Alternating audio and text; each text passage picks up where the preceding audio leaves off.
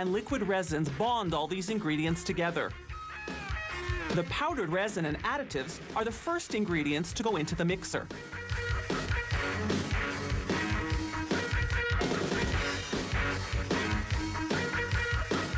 After about a minute, the abrasives and liquid resin go in. Another 5 minutes of churning, and the mixture is the consistency of damp beach sand.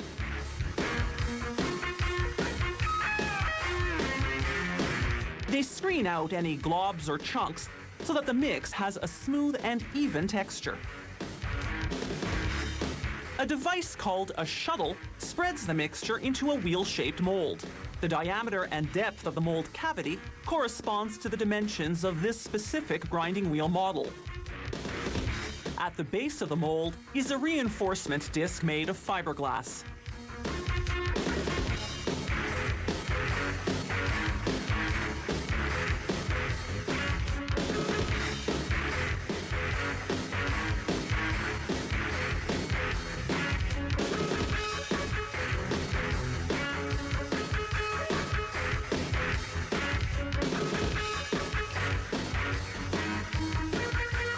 Next, a galvanized steel ring goes in the center of each wheel, its 4 small anchors gripping the mixture. This ring is designed to protect the shaft that spins the grinding wheel.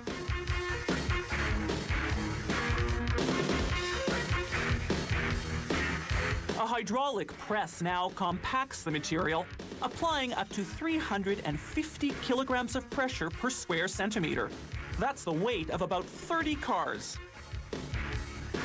Every single grinding wheel coming off the line is weighed to ensure it meets design specifications.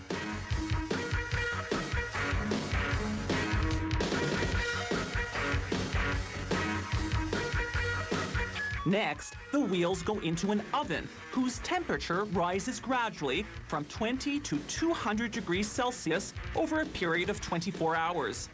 This cures the resin, bonding all the ingredients together. When the grinding wheels come out, they're hard as a rock.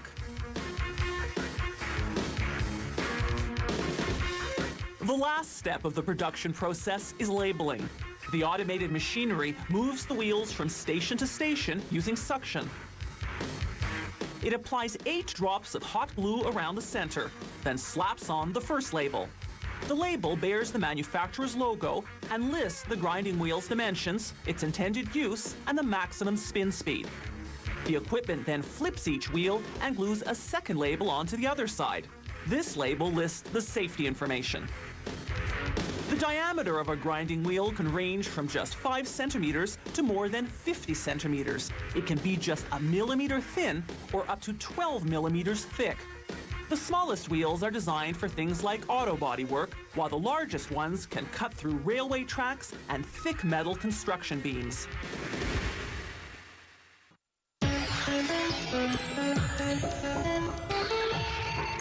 Many gardeners are relying on nature to nurture their gardens. They're choosing compost-based soil mixes over chemically fertilized mixes. Compost is decomposed organic matter. Not only is it environmentally friendly, it's chock full of nutrients and useful microorganisms. Composting is the ecological alternative to burning or burying organic waste. It all starts at this composting factory, with manure from farms, biodegradable solid waste from paper mills, and grass clippings and leaves from municipalities. Some materials arrive in bulk, others in plastic garbage bags.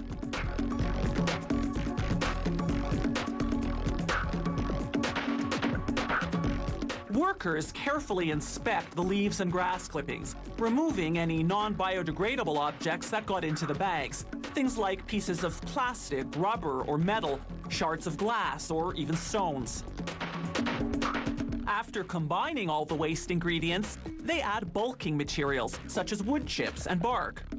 Then they stack the mixture in outdoor piles to decompose. The mix's makeup is by no means random.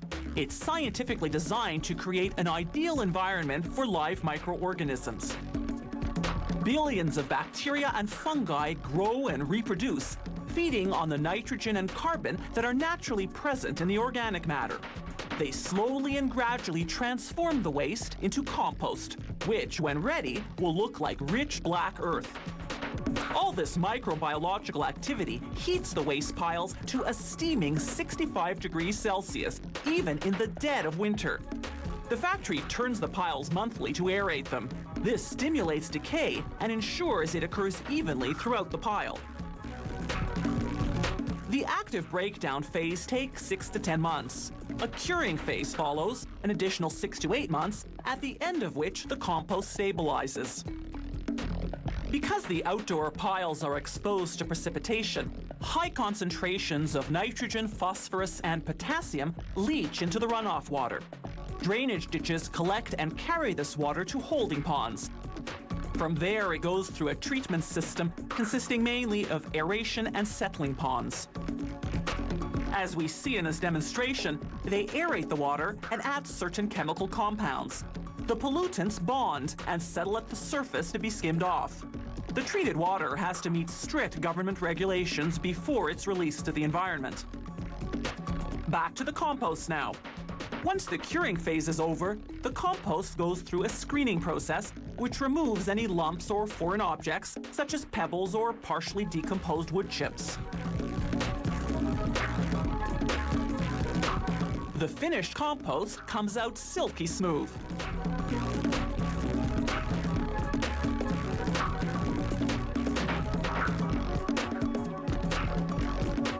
Before the compost is sent to market, it undergoes strict quality control testing. The factory's laboratory conducts detailed chemical analyses to ensure the compost is at precisely the right level of maturity and that it contains the correct balance of nutrients and stabilized organic matter. Then, a series of growth chamber tests. To ensure the product performs well, the lab germinates seeds and grows test plants in compost-based mixes. Once the quality control department gives the green light, the compost can be shipped out, either in bulk or packaged in bags. Compost is sold as is or added to soil mixes. It improves the soil's structure and actively retains moisture and fertilizers.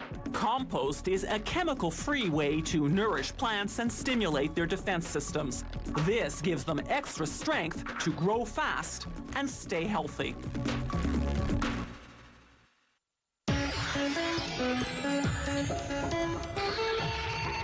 Today's window blinds come in many styles. Roller shades, roll-up shades, pleated shades, and horizontal blinds, to name just a few. The advantage of horizontals is that you can leave the blind drawn and simply tilt the slats to let in tons of light, a bit of light, or no light at all. Most manufacturers make their wood horizontal blinds from basswood. It's a hardwood, so it's durable. It's lightweight, so the blind doesn't end up weighing a ton, and it absorbs wood stain evenly. First, they feed the rough wood through a planer. They cut it down to 5.3 centimeters, the width of the slats. Then, following a laser guideline, they trim off any excess and square the piece using a straight line rip saw.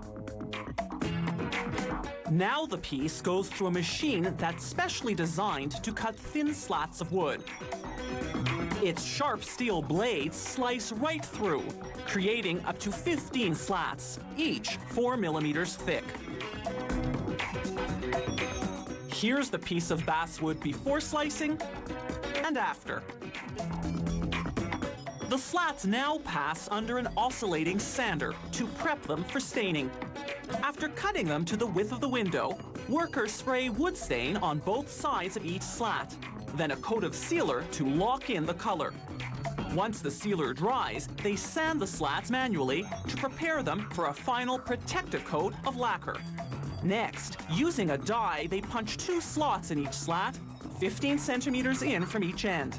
These are for the color-coordinated cords that will operate the blind. Now for the assembly. They hang ladder-shaped cords called ladder tapes from the blind's headrail, then slide 1 slat onto each rung. Then they thread the blind cord through the slots in the slats, hooking it up to the control mechanisms hidden in the headrail. A cord dangles down the front for raising and lowering the blind. They also mount a wand or cord for tilting the slats. The excess ladder tape is tucked into a bottom rail. To make aluminum blinds, they start with long strips of preformed steel. These will be the blind's head rail and bottom rail. Workers cut them to the required length, which is the width of the window.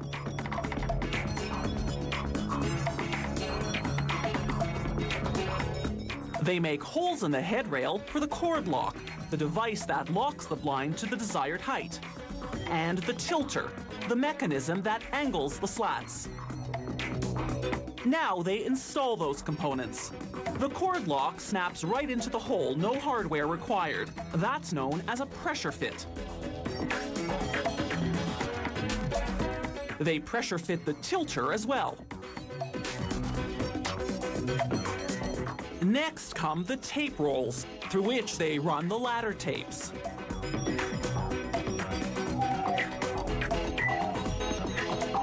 They cut the appropriate length and color of blind cord, then thread it through the cord lock. The tilter turns a rod which turns the tape roll, which tilts the ladder tapes, angling the slats. And speaking of slats, they're cut from rolls of 2.5 centimeter wide aluminum. Workers simply feed a roll into the forming machine, then the rest of the process is automated. First, the machine gives the flat metal a semicircular curve. Then it punches cord holes, and then, as you see on the far left of the screen, cuts it into slats. But that's not all. This same machine also assembles the blind, sliding a slat onto each rung of the ladder tapes.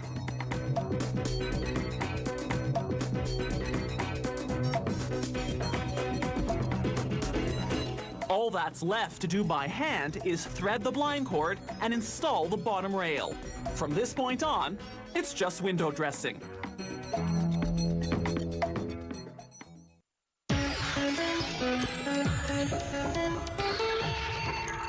Getting milk out of a cow has sure come a long way since the days of sitting on a stool and pulling teats. Today's cutting-edge dairy farms are fully automated. Sophisticated equipment feeds the cows, cleans up their manure, milks them, and even checks the quality of the milk.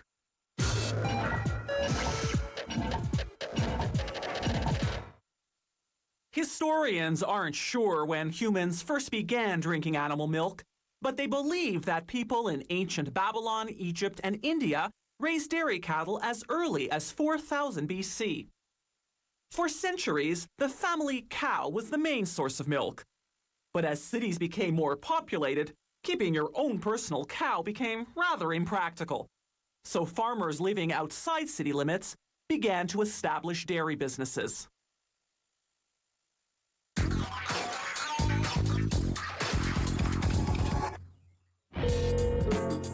The key to good milk output is a good diet. Every day, a dairy cow chows down up to 45 kilograms of feed, a mix of hay, grass, and grains, supplemented with minerals and proteins such as soy. On a hot day, she can drink the equivalent of a bathtub full of water. Cows produce milk only during the lactation period that follows giving birth. Starting at 15 to 17 months of age, they're inseminated yearly for about 6 years. The newborn calf suckles for a couple of days, then goes to a separate area to be raised. But the mother continues to lactate for another 10 to 12 months, to the tune of about 35 liters per day. This is the milk that's collected for human consumption.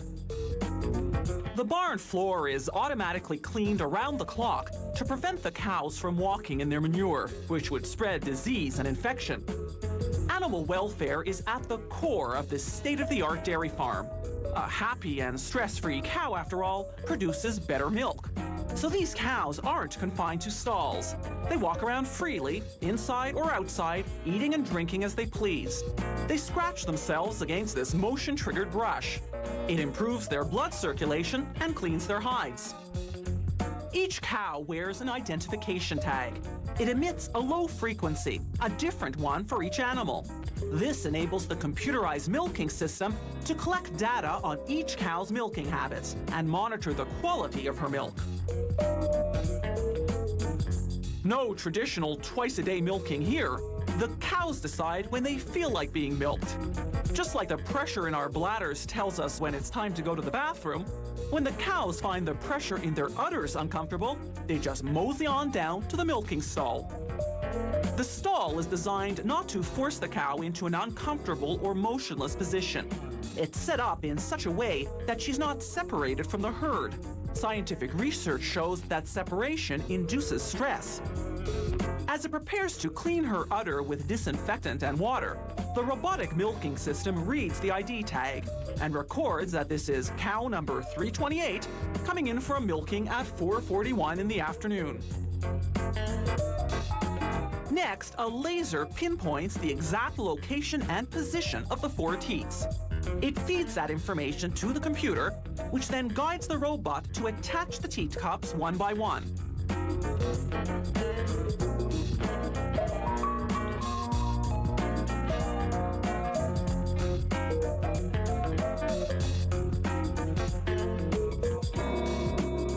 Once the robot detects the presence of milk, extraction begins, each suction cup simulating the suckling action of a nursing calf. A sophisticated machine analyzes the milk.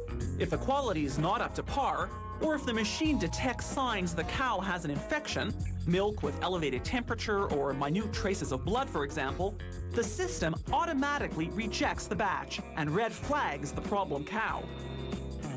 As the udder cleaning brushes get disinfected, the robot tracks the output of each teat separately.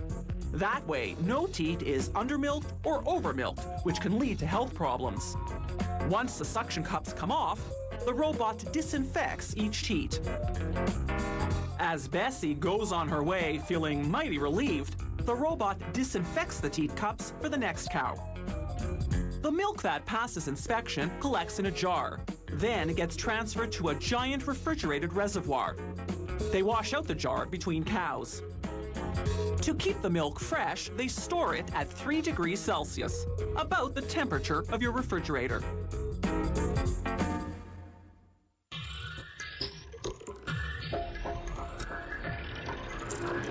If you have any comments about the show, or if you'd like to suggest topics for future shows, drop us a line at www.howitismade.net. The How It's Made crew vehicle is courtesy of Subaru Canada.